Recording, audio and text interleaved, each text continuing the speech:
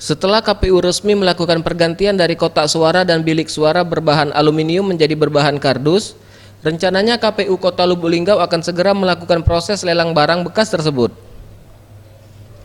Pelelangan barang bekas berupa kotak dan bilik suara aluminium, KPUD Lubuk Linggau masih menunggu perintah dari KPU Pusat.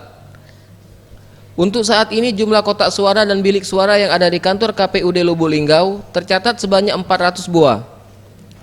Untuk pelelangan kotak dan bilik suara aluminium memang harus dilakukan, mengingat gudang tempat penyimpanan logistik saat ini tidak memungkinkan mencukupi jika kotak suara berbahan kardus nantinya dilakukan perakitan.